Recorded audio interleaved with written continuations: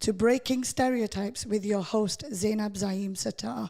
It's great to be back. I've had a couple of weeks away from the radio station, and I am glad to be back with a bang, shall I say. Now, my next guest actually needs no introduction, but for the courtesy of our listeners and our viewers, and for my guest itself, I will introduce him. So on today's Breaking Stereotypes, we have none other than Mr. Tez Ilyas. So, Tez is a British stand-up comedian of Pakistani heritage. His debut stand-up hour Tez Talks was an absolute national hit. He's done several follow-up shows with equal success and is about to start his next tour, which is, I have to pronounce this properly, the Wicked Tour from September of this year. Now, not only is he a comedian, but he's also an actor and quite recently an author as well. So Tez has his own TV show called Tez O'Clock on Channel 4. He's also played one of my favorite characters on Man Like Mobeen, and he has recently released his first book, The Secret Diary of a British Muslim aged 13 and 3/4. I like the play on the name of that book, by the way. So to all my listeners out there, if you know, you know. So I'm going to bring it round to Tez. Assalamu alaikum, Tez, and welcome to Breaking Stereotypes. Walaikum assalam. What an introduction.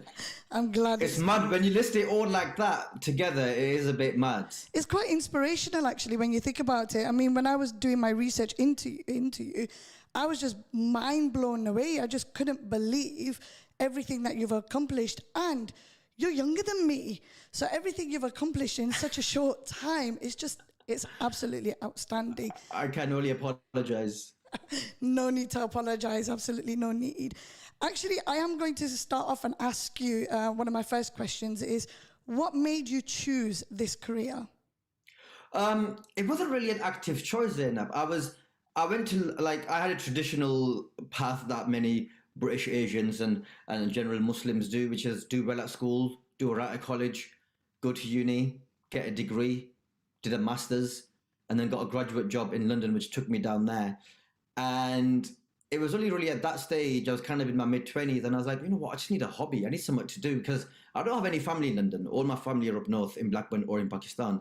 So I've got friends in London, but it's not like in the films and TV shows where everyone just lives in the same area and you see each other every single day. You know, London's not quite like that. So I just needed a hobby. And so I started looking for a writing workshop, something to occupy my evenings with. And looking for a writing workshop, I came across a stand-up workshop. And I thought, my friends always tell me I'm funny. Maybe I should give this a go. And this workshop is 1 day a week for 6 weeks. It doesn't teach you how to be funny. It gets you into writing stand-up and the mechanics of stand-up and the do's and don'ts and all that, which was just very, very useful. There must have been about 15 hours on that workshop over 6 weeks. And then at the end of it, everyone invited their friends and those who wanted to invite their family, invited their families. And we did a massive showcase, and whatever we prepared during that workshop, we did in front of a real live audience. And so that was June 2010. People laughed when I wanted them to laugh. They laughed in the right places. And then ever since then, I caught the bug, and I just started doing it. So it wasn't anything that came out of any burning desire and ambition to be a comedian or be in front of the camera or anything like that. It was my kismet. It was just achanak. I was like, oh, that sounds really, really interesting. And I think I might be all right at it. Maybe I should give it a go. Okay, that sounds fantastic. My personal opinion when something like that happens is it's because it's meant to be. I mean, you might agree, you might disagree on that point, but if it's meant to be, it will happen, whether it's early on or later on in life. The pieces of the puzzle just fit into place. Now, you mentioned, and I'm trying not to fangirl here, and I am going to have to do a shout out now, Irfan Murrajani, who came to see you a couple of weeks ago in Covent Garden, told me that you are very sharp and astute, and make sure I don't fangirl here. So I am very, very trying to be very careful here, right? But I really do want to ask you about the challenges that you faced growing up in Blackburn. Did you have any with friends and family? I'm from Bolton, and I've not got enough fingers and thumbs on my hands to describe the elements of challenges and obstacles I went through. So I'm curious to know, did you have any challenges, family, friends? What, to do this or in general growing up? Well, to do with this, because you mentioned that it was in June 2010. you were in London, so Yeah. you were well away Yeah. from your family members. And then you had the opportunity to invite your family as well. So, okay, let me rephrase the question then. When was the first time you told your family, and were they supportive? Oh, okay. Yeah, so I didn't invite them to that gig. I invited my friends who lived in London to that gig. I didn't invite any family. I don't think I told my family for a few months later when I started gigging on the open mic circuit and it became a proper hobby. And I was like, okay, maybe I want to take this further than just doing it a few times. And then I told I told a few of my cousins, and I remember one of my cousins was like, sorry, beg your pardon, put his finger in his ear just to like make sure he was listening properly. Like, sorry, repeat that again? You said you're doing stand-up comedy. What? So I had a bit of that. But they were all kind of like, if you're enjoying it, keep doing it, I guess. That sort of thing. Remember when I told my mum, she wasn't very keen. Mum's much more traditional. She was happy with the career that I was doing, and she kind of thought of it as a kind of a waste of time, the sort of thing that you might have heard yourself, Zainab, about these sorts of careers, which, I wasn't annoyed about that. I'm like, of course, it would be weird if my mum just turned around and went, yeah, Shabash, but go and do comedy. It's like, where would that have come from? That would be so weird. Because she doesn't have there's nothing in her life experience to make her go, yeah, my son's going to be a stand-up comedian. Wicked. That's great. There's nothing in her life experiences that suggests to her that that's a good idea.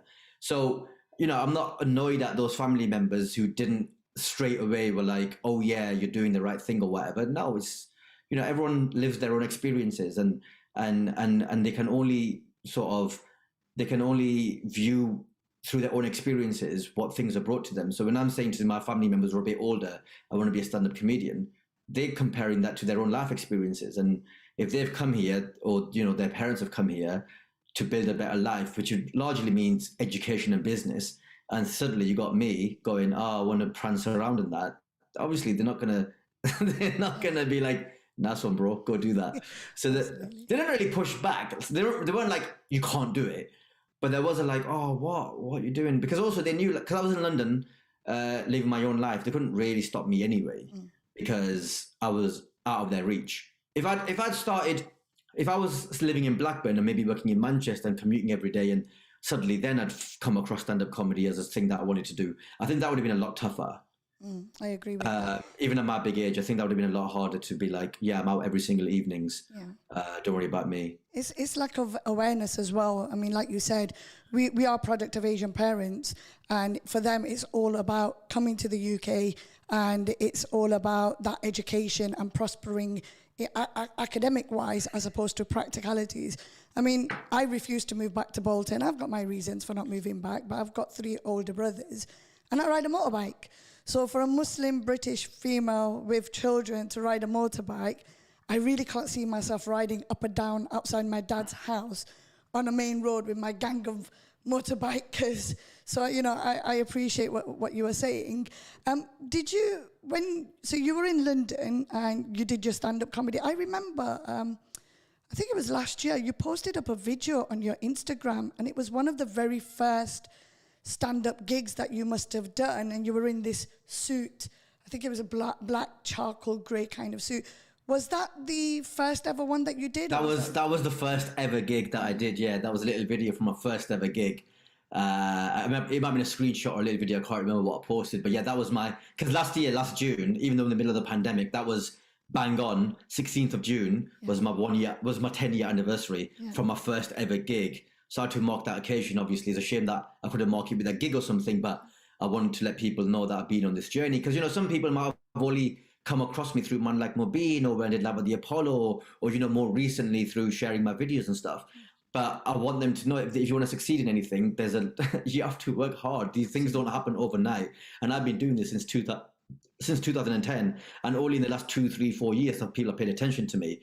But without all of that training and background and all that hard work I did before, I wouldn't be as good as I am now, and I wouldn't be able to carry on doing what I'm doing, because otherwise I'd just be a flash in the pan, a one-hit wonder. But because I've done that training, and because I was working on stage for so many years, once I have that attention, then I can do something with it. Yeah, it's what they don't see in the background. It's all the hard work and the tears and the rejections that actually give you the stability and the perseverance to move on as well. And being an on-screen actor, these are things that we don't actually see. And I have to admit, for me, watching you on television, I'm seeing you as the actor that you are. I'm not seeing all the hard work and all the possible rejections or the tears that's gone into you making your career. I'm enjoying the moment, and that's what I'm taking forward. It's only when you start looking into it. So, I'm grateful for my radio show that it's allowed me that opportunity to look into people's background. And that's, that's the whole purpose of my show, to bring people like yourself, the common man, ordinary people who might not necessarily get their 5 minutes of fame. I mean, you are definitely different to that. But for them to get that opportunity to show what kind of inspiration they are to others. So from London then, eventually you must have moved back to Blackburn. I could be wrong when I say that. But what about your local community? I mean, like I said, I've mentioned this before, Blackburn is quite tight-knit. It's very much like Bolton. You've got all the Molanas and all the Muftis and all the Alims walking around. I mean, how did they take your newfound career? They didn't really, when I was just starting up, didn't really know. I guess most people kind of knew what I was doing. Because I kind of keep myself, when I'm in Blackburn, when I went to Blackburn after, if I went for weekends home to Blackburn, I just kind of kept myself to myself, saw my family and stuff, post comedy for the weekend, and went back to do it when I was in London and stuff. But once I quit my day job and moved back up north forever, and I was doing comedy full time then. And then, people saw me on TV, they might have heard me on the radio, they'll have seen Man Like Mobeen come out. That's when, people started really paying attention and being like, oh, okay, this guy's one of our own. And I have to say, alhamdulillah, the response has been amazing. It's been amazing. Like the people of Blackburn have been, I don't want to speak for anyone, but if I could sum it up, I would say they're very proud of me. And I think it's very surreal to me, and it must be surreal to them, that a kid that they grew up with, that they went to mosque classes with, that they messed around with, that they ran away from the police with, that they went to high school with and college with and got into trouble with and had fun times with, is now doing what I'm doing. It's very surreal. Like, I was trying to think, like, if I'd never left Blackburn and that happened to one of my other friends that I grew up with, it would be so crazy to process that. So I'm very grateful for the support I get from home and from all communities, actually. Even the English community in Blackburn have been amazing as well, and they come out to support as well. Because you've got to understand, because I'm a mainstream comedian. I do the same clubs and shows that the people that you see on TV and 8 out of 10 Cats and all that. I'm in the same comedy bubble as them. So I play the Comedy Store, I play Hot Water Comedy Club, I play Leicester Leicester Festival, I play the Edinburgh Fringe Festival, I play the Comedy Store in London. So I'm in the same boat as those guys. So obviously a significant portion of my fans are also going to be white British people. And then obviously Albany, Muslims, they like supporting their own. So I've got a fan base from that. So my audiences are generally, especially when I go on tour myself, they're generally quite mixed, which I really, really like. That's fantastic. I mean, like I said to you earlier on, it's an inspiration from everything that you have achieved. I mean, one of the things, I was having a conversation with my sons. I've got 3 older boys. One's a Hafiz, and for him to leave the UK and study abroad, that in itself was a big deal. But now that he's come back and he's settled and he does business here, and my other boys, we were talking that it's actually unusual for Gujarati Muslims or Pakistani Muslims or even Bangladeshi people to go in mainstream for whatever career it is. It could be a footballer, it could be a tennis player, it could be like yourself, comedian, actor. It's quite unheard of. There's not that many opportunities out there.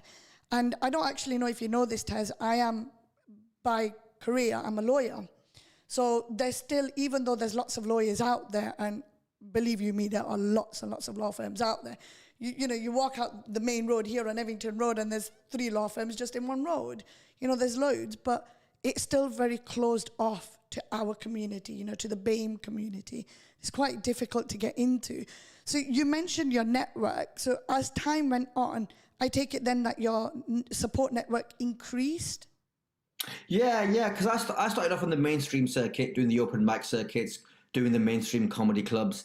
And I'll be honest, Albany, our own people only really started paying attention to me when they started seeing me on radio or hearing me on radio, seeing me on TV, enjoying shows that I'm in, enjoying what I was doing. Because our people are not the ones going to comedy clubs. They're not going to the Edinburgh Fringe Festival. They're not paying attention to who are the up-and-coming comedians on the mainstream circuit. Even now, the kids, they're paying attention to who's making them laugh on Instagram, who's making them laugh on YouTube, who's making them laugh on TikTok. and they're not paying attention to who's playing the comedy store down the road, who's the up and coming comedian, and that's fair enough. People have different things that they pay attention to. So that support network that I had in comedy was largely from the mainstream circuit, because that's who I met. And obviously, along the line, I met other black acts, Asian acts, Arabic acts, male and female, who were also, trying to do what I was doing and progress along the mainstream circuit. And we obviously had a bond with each other because we were more similar kind of background and going through the same struggles and stuff. So I made a lot of very good friends. But I have to say the comedy support community largely is quite meritocratic in that if you're good, you'll get on. Like you'll move forward because you're performing it live in front of the public. And if the public enjoy you, you can't deny that. So even if someone might not like you personally for whatever reason, if you're doing the job on stage, which is make people laugh, you can't deny that. Absolutely. I mean, it's not going to be an easy thing though, is it? Standing up in front of all those people.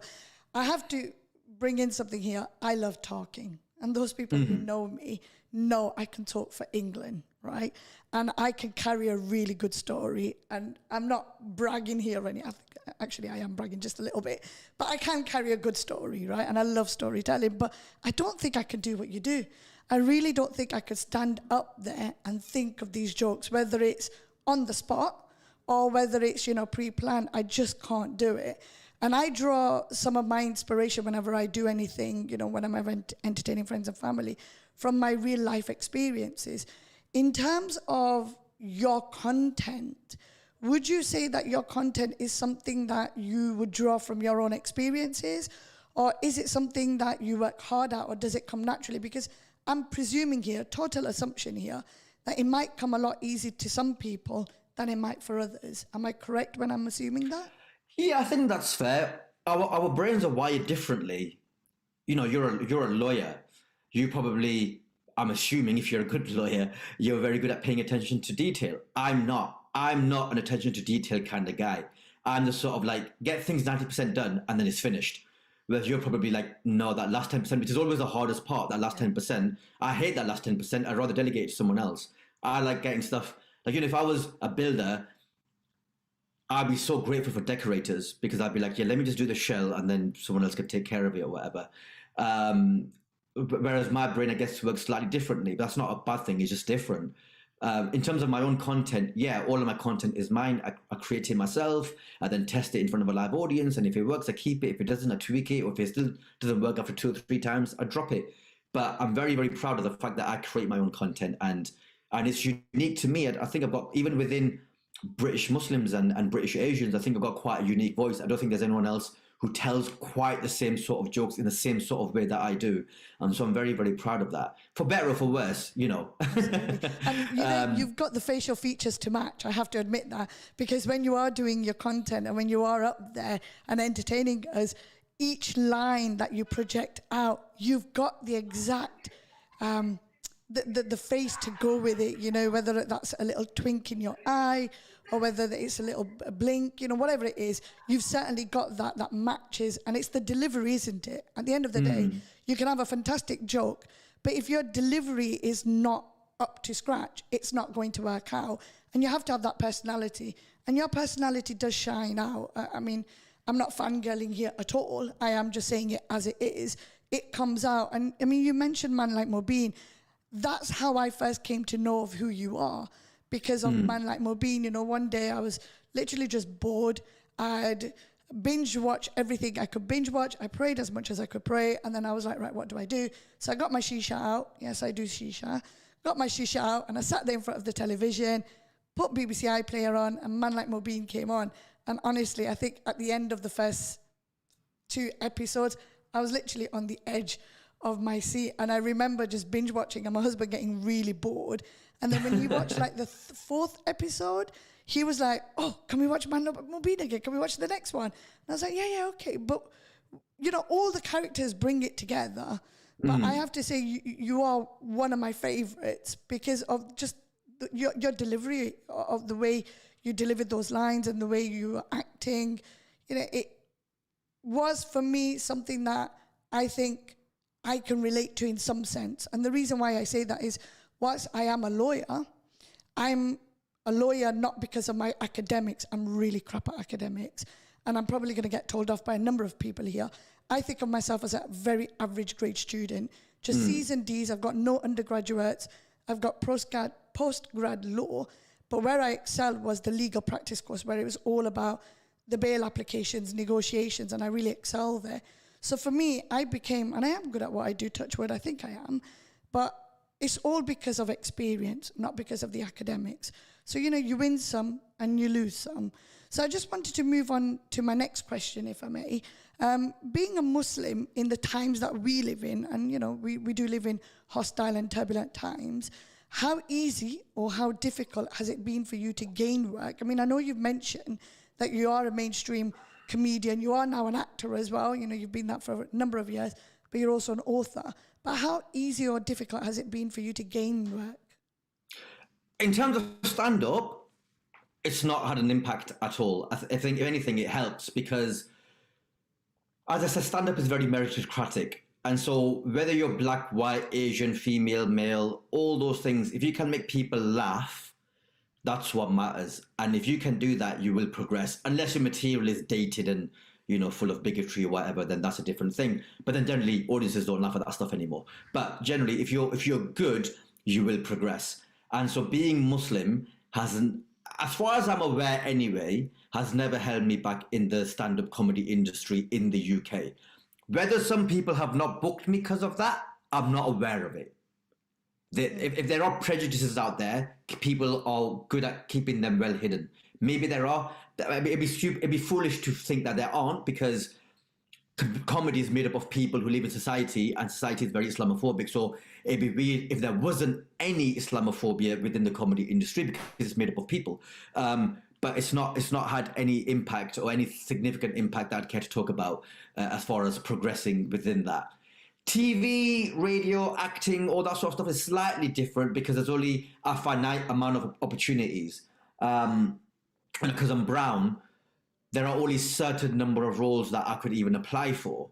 And then within those certain roles, there'll be so many other people, because there are more actors than you think there are, competing for a very, very small number of roles. And so that then becomes harder to progress in terms of acting work, because there aren't that many brown roles written, and then there aren't that many colorblind roles written where the race of the character doesn't matter at all, and it could be anyone.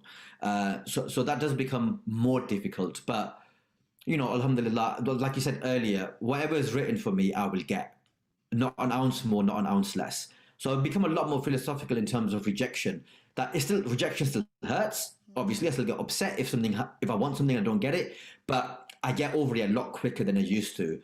Because, eventually I'm like, well, that wasn't meant for me. And as soon as that clicks in my head, I'm like, cool, I can let it go. It comes with experience, doesn't it? I mean, you probably get over your rejections a lot quicker than I do. I literally throw all my toys out my pram and, have a hissy fit. And then once I've had all of that and it's out of my system, I then put my head down and research, right, what can I do to overcome this?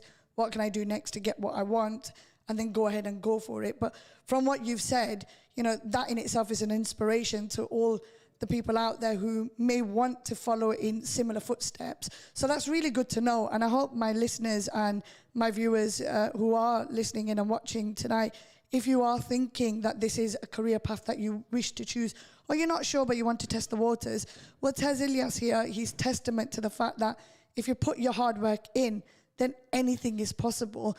And nothing is going to happen without a little bit of hard work. So you have to be prepared to put that work in, and you have to be prepared for rejection as well. And I'm sure Tez will agree to that. So Tez, I like to think, I'm sure everybody else does, hindsight is a very beautiful thing. Would you have done anything differently growing up in Blackburn, or anything in your career that would have pushed you a bit further? I mean, there are things that I think about, what if that was different in my life?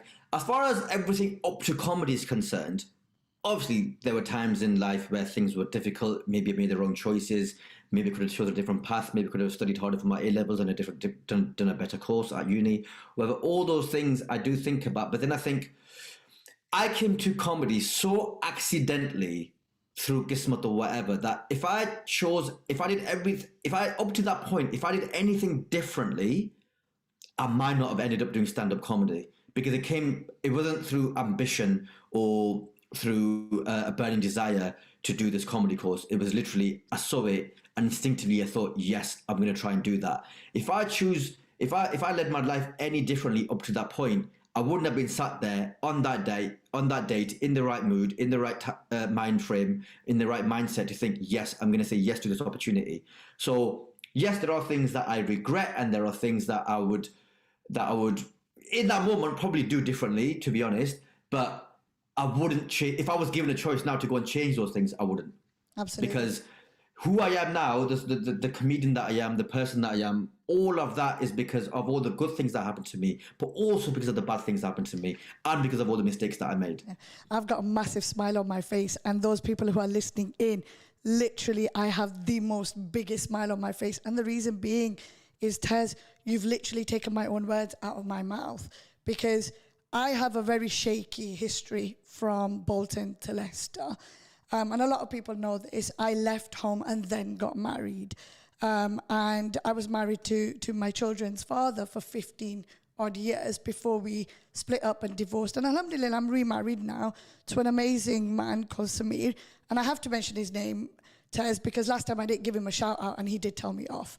So this one's for you, Samir, unless he's gone to badminton, because he did say he was going to go badminton.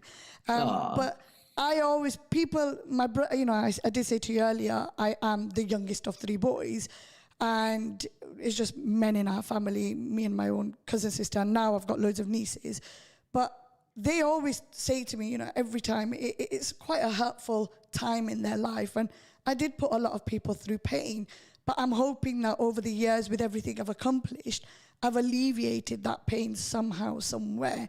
And I'm hoping that even if they don't say it on their lips, I am forgiven in certain ways. But I always say that, given the opportunity, I would not change anything I did, because everything I did, the good and the bad, has made me who I am today, has made me the strong, independent person that I am, has made me want to achieve more and more. And it's not all about monetary for me. Alhamdulillah, I class myself as a common person, an ordinary person, despite what my career is. And I like the fine things in life, but I still class myself as an ordinary individual, just wanting to get myself out there and achieve as much as I can. So I did smile a lot when you said that, because that's literally my words. I do say that. So it's good to know. Great minds think alike there, Tez. Great minds think alike. So actually, that really nicely brings me on to my next question. I mentioned earlier that I am a Muslim female motorbiker. I'm yet to come across another one. There was one lady in Bolton, but she no longer does it, and she was always on her CBT, which is limited to 125cc, and I've got my full bike license. So if you know of anyone, Tez, if you do end up meeting another Muslim female biker, please, put her in mind. I will. I'll keep my eyes and ears out for all the female Muslim bikers and that. And I'll definitely send them your way. If you ever have a character that's a Muslim female biker in any shows that you do hit me up on that one as well. 100%. I constantly feel like I'm breaking down stereotypes. I'm 4'11". I'm 38 years old. I have absolutely no issues talking about my age. And my eldest son's 20. I've got buy one, get one free pair of twins who are 18, going on to 19. And I've got 12-year-olds. So I'm constantly breaking down stereotypes. People are always shocked when, oh my God, you're a biker. Oh my God, you're a mum. Oh my God, your son's 20. Things like that. Do you get that? And if you do, how do you manage it? To be honest, I don't pay that much attention to what people say or think. I just, I know I've made mistakes in my life and stuff, but, the only person ultimately answerable to is Allah in it, and God in that. And I pray, I pray for guidance, I pray for forgiveness, I pray for that the things that I do are accepted and please Him. And then also, keep my mum happy in that. And as long as my mum's content and happy, I don't really care. MashaAllah. Beautiful words. I mean, I honestly can't say whether my mum's content with me and her, bless her, I love her to bits, but we do have our moments. And, But that's okay as well. And I'll say this for you, Zainab. It is harder for women. It's harder, even now, like in 2021, it's easier than it probably was when you wanted to go out and do your thing 20 years ago. But it's hard. And if there's any young sisters listening on that, or even older sisters, my age or older, whatever, it's hard. I acknowledge that it's harder for you guys. Yeah, It absolutely. is harder. All of it's harder. Like, you judge differently for the same sins. You judge much more harshly, even though those sins that, if I commit a sin and you commit a sin, it's, in the eyes of God, it's equal. But in the eyes of society, sometimes it might not even bat an eyelid if I do it or if you do it. And even if it's not a sin, even if it's like riding a motorcycle, that's not a sin. No, it's not. But they're not gonna. If I do that, they might be like, "Oh, be careful," But if you do it, it's like, what do you think you're doing? Why Yeah, are you embarrassing? absolutely. Why are you embarrassing yourself? Like, That's it. doesn't make any sense. Yeah, or like my dad said, have I got no shame? Riding a motor. But he's over it now. He doesn't mind it now, but when he first found out. And you're absolutely right. And I really appreciate you reaching out to our listeners and our viewers. So, to all my audience out there, you've heard it here first. You've heard it from Tez. It is difficult, but everyone's on their own journey. And you have to then accomplish it in your own way. And you've got to make it your own. Don't do any comparisons. And that's one thing I don't do for my life. My children do end up sometimes saying to me that, Mum, you do compare us. And I probably slip into it accidentally, but I certainly don't go out of my way to compare Yeah, them. we're all a product of our upbringing, and what is it? You eventually become your parents, and so there's a lot of unlearning you have to do. Like, all those habits that our parents picked up from their parents.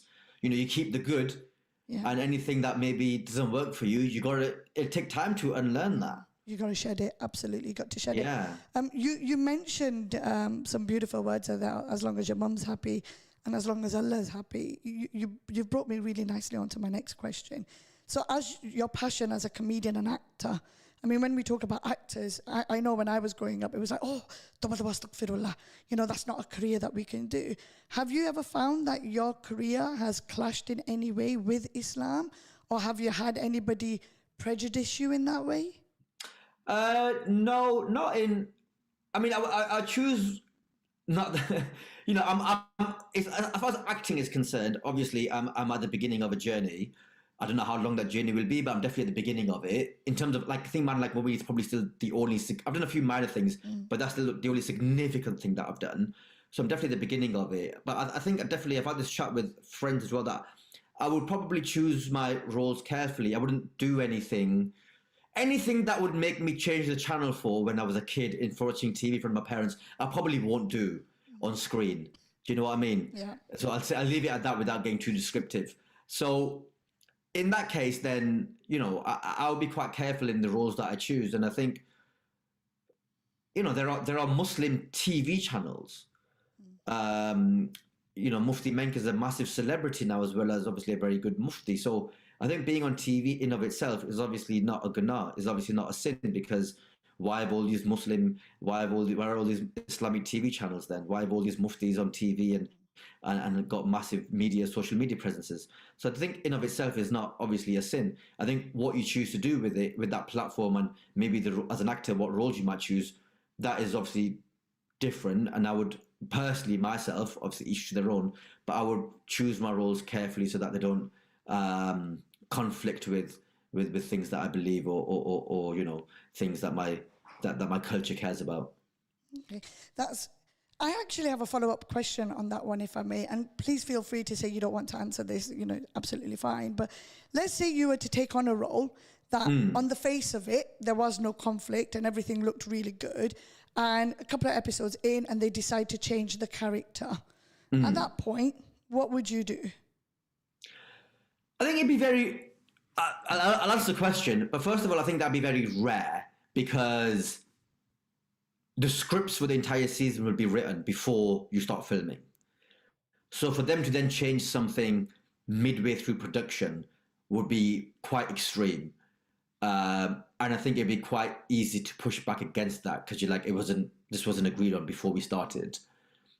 If that happened before we started, so before day one, you start filming, you've accepted the role, you've rehearsed it and everything, and they're like, actually, you know what? Maybe we'd like to do this to your character, or maybe we'd like your character to do certain things that I might not be comfortable with.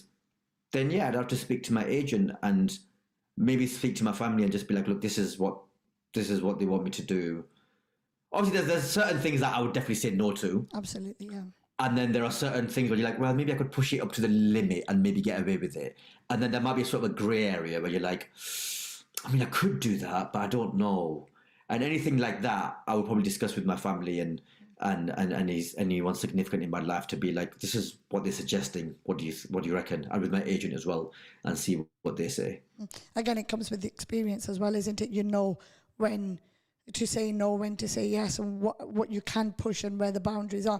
The reason why I asked that question, I should give you some context, is I actually did have someone I was talking to a while ago now, a couple of years ago, and it was a Muslim female, and she really wanted to get into acting, but these were one of the things that she was really worried about.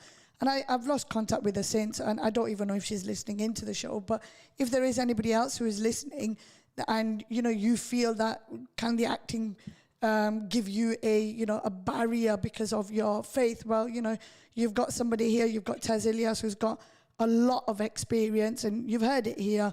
You go out and try it. If it works, bismillah, brilliant, fantastic, make a go of it. If it doesn't, then, rejig your career, see what else you can do, but try it, don't give up. Yeah, and it's always just one role. Yeah.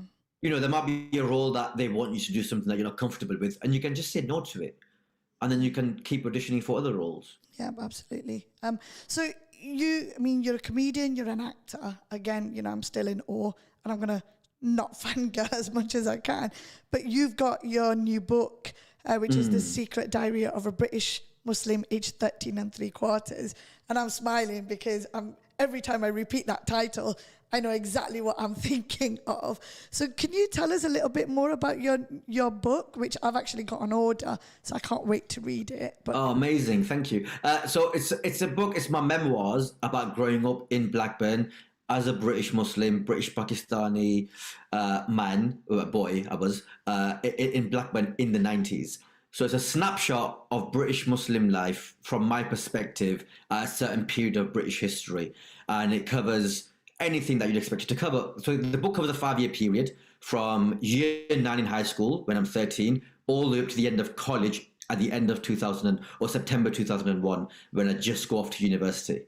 And so the book covers that 5-year period, and it covers everything from being at school, the sort of work that I did at school, how much trouble I got in school, the friends that I messed about with, the teachers that I got in trouble with, then going to college and maybe not doing as well academically as I did in high school, and why that might have happened, and my life going to mosque classes and all the unique things that happen in mosque classes in the UK, and then getting in trouble at home and my home life and mum and dad and brothers and sisters and cousins and all of that big fat Asian family experience, and then also sprinkling it with things that were happening in the real world at that time. Things that, for example, Princess Diana's death happened in 1997. I remember that. So I went on Wikipedia and looked at all the things that happened in all those years across politics, sport, news, whatever. And then it was like, do I remember that? Yes, I remember that. How did I feel about it at the time? And I included that as sort of bit of underrunning commentary under the book.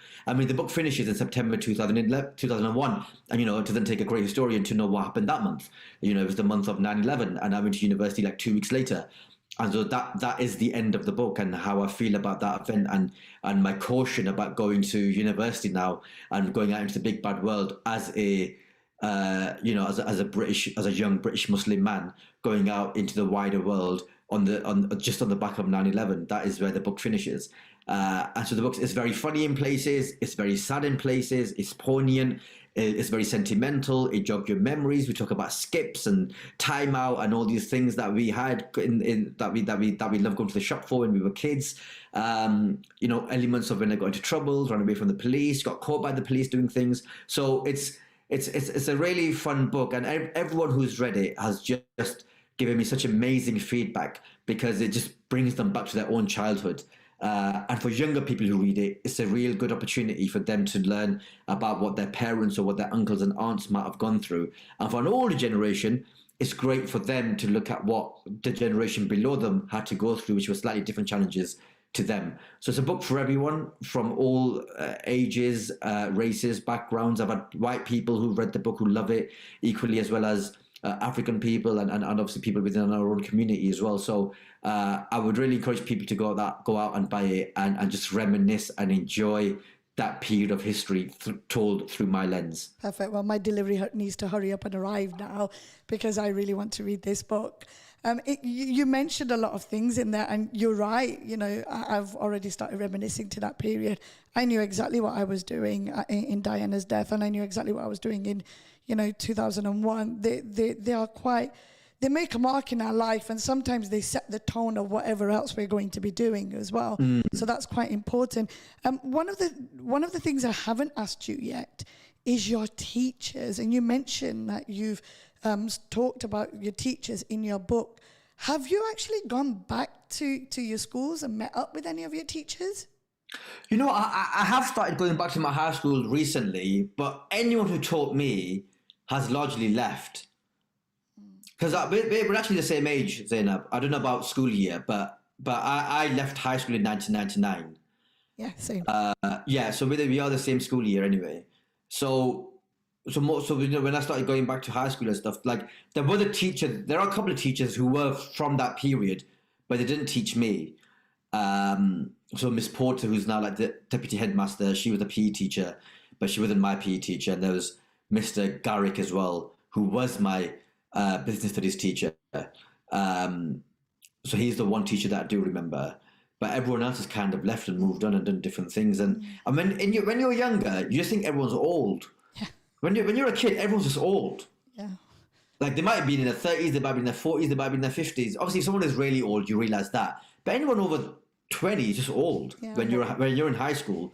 So I don't even know how old the teachers were necessarily. Maybe they were in their 30s, maybe they were in their 50s. I don't know. Yeah. A lot of my teachers have passed away, unfortunately. But I'm actually I really do want to make a visit back to my primary school, because I don't know about you, Tez, but like I said, I wasn't very brilliant at academics, and I always got told that I'm not going to amount to much. And quite a few teachers, unfortunately, said to me that I'm better off being a housewife. And wow. Yeah, I actually got told a lot throughout primary, throughout high school. And I have to admit, I didn't really make it easy for my teachers. I was very gobby.